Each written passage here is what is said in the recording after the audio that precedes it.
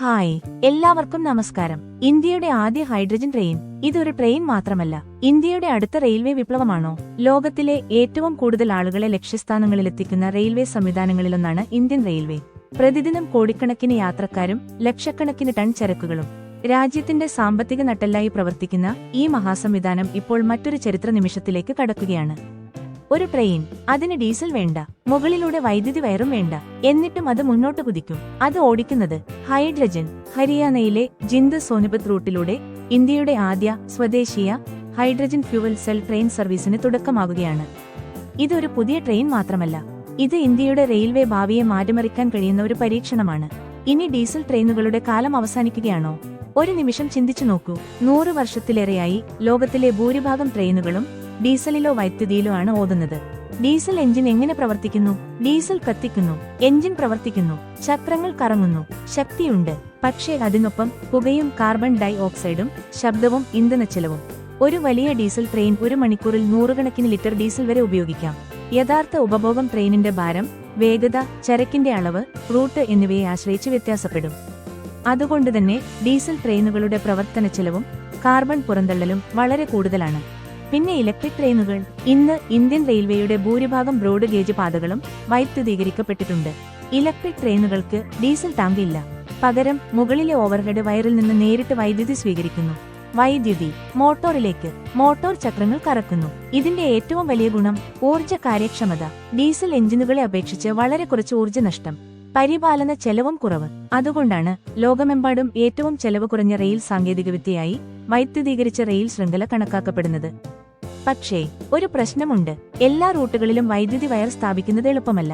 മലനിരകൾ, വിദൂര ഗ്രാമങ്ങൾ, കുറഞ്ഞ ട്രാഫിക്കുള്ള പാതകൾ, ഇവിടെയെല്ലാം വൈദ്യുതീകരണത്തിന് വലിയ നിക്ഷേപം ആവശ്യമാണ്. അപ്പോഴാണ് ഹൈഡ്രജൻ രംഗത്തിറങ്ങുന്നത്. ഇതാണ് ഏറ്റവും കൗതുകകരമായ ഭാഗം. ഹൈഡ്രജൻ ട്രെയിൻ യഥാർത്ഥത്തിൽ ഡീസൽ എഞ്ചിൻ പോലെ ഹൈഡ്രജനിൽ നേരിട്ട് ഓടുന്നതല്ല. അതൊരു ഇലക്ട്രിക് ട്രെയിനാണ്. പ്രധാന വ്യത്യാസം വൈദ്യുതി എവിടെ നിന്നാണ് ലഭിക്കുന്നത് എന്നതാണ്. ട്രെയിനിലുള്ള ടാങ്കിൽ ഹൈഡ്രജൻ സൂക്ഷിച്ചിരിക്കുന്നു.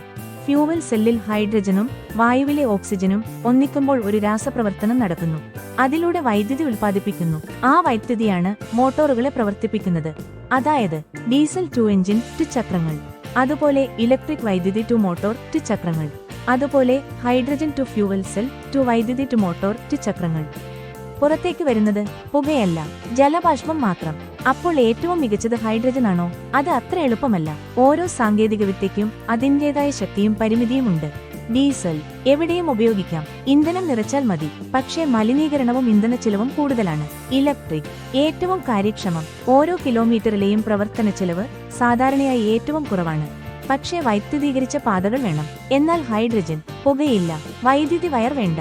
പക്ഷേ ഇന്ന് ഹൈഡ്രജൻ ഉൽപ്പാദിപ്പിക്കാനും സംഭരിക്കാനും റീഫ്യൂവൽ ചെയ്യാനും ഇപ്പോഴും വലിയ ചെലവുണ്ട്.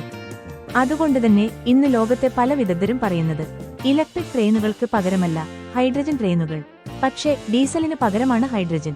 അതാണ് ഇന്ത്യയുടെ ആദ്യ ഹൈഡ്രജൻ ട്രെയിൻ. ഇപ്പോൾ ഇന്ത്യയുടെ പുതിയ താരത്തിലേക്ക് വരാം. ഹരിയാനയിലെ ജിന്ദ് സോനിപത് റൂട്ടിലാണ് ഈ ട്രെയിൻ സർവീസ് ആരംഭിക്കുന്നത്. 10 കോച്ചുകൾ, 1200 kilowatt hydrogen fuel cell propulsion, പരമാവധി അംഗീകൃത വേഗത 75 കിലോമീറ്റർ. ഇതോടെ ജർമ്മനി, ജപ്പാൻ, ചൈന, അമേരിക്ക തുടങ്ങിയ ഹൈഡ്രജൻ റെയിൽ സാങ്കേതികവിദ്യ പരീക്ഷിക്കുന്ന രാജ്യങ്ങളുടെ കൂട്ടത്തിലേക്ക് ഇന്ത്യയും എത്തുകയാണ്. ലോകം ഇന്ന് എന്താണ് ചെയ്യുന്നത്? ജർമ്മനി വർഷങ്ങൾക്കു മുമ്പ് ഹൈഡ്രജൻ ട്രെയിനുകൾ പരീക്ഷിച്ചു. ചൈനയും ജപ്പാനും പരീക്ഷണങ്ങൾ തുടരുന്നു. പക്ഷേ ഒരു കൗതുകകരമായ സത്യമുണ്ട്. വൈദ്യുതീകരണം സാധ്യമായിടത്ത് ഈ രാജ്യങ്ങൾ ഇപ്പോഴും ഇലക്ട്രിക് ട്രെയിനുകളെയാണ് കൂടുതൽ ആശ്രയിക്കുന്നത്.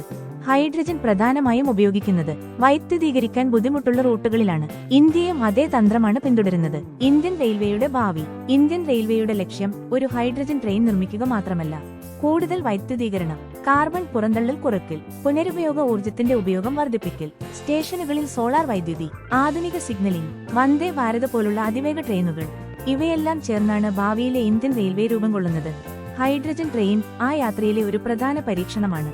ഒരു നൂറ്റാണ്ട് മുമ്പ് ആവി എഞ്ചിനുകൾ ലോകത്തെ മാറ്റിമറിച്ചു. പിന്നീട് ഡീസൽ വന്നു, അതിനുശേഷം ഇലക്ട്രിക് ട്രെയിനുകൾ. ഇപ്പോൾ ഹൈഡ്രജന്റെ യുഗം വാതിൽ തുറക്കുകയാണ്.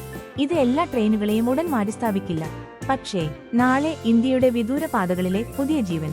മറ്റന്നാൾ ലോകത്തിന് ഇന്ത്യ കയറ്റുമതി ചെയ്യുന്ന ഒരു പുതിയ സാങ്കേതികവിദ്യ. അങ്ങനെയാകുമോ? അതിന്റെ ഉത്തരം വരാനിരിക്കുന്ന നാളുകളിൽ കാണാം. എന്നാൽ ഒരു കാര്യം ഉറപ്പാണ്, ഇന്ത്യയുടെ റെയിൽവേ യാത്ര ഇനി പാളങ്ങളിലൂടെ മാത്രമല്ല, ഭാവിയിലേക്കുമാണ്. ജയ് ഹിന്ദ്. ഇന്ത്യയെക്കുറിച്ചുള്ള ഇത്തരത്തിലുള്ള ആഴത്തിലുള്ള മലയാളം ഡോക്യുമെന്ററികളും വാർത്താ വിശകലനങ്ങളും നിങ്ങൾക്ക് ഇഷ്ടമാണെങ്കിൽ ഇപ്പോൾ തന്നെ ചാനൽ സബ്സ്ക്രൈബ് ചെയ്യൂ, ബെൽ ഐക്കോൺ അമർത്തൂ. പുതിയ വീഡിയോകൾ ആദ്യം നിങ്ങളിലേക്ക് എത്തും. നന്ദി.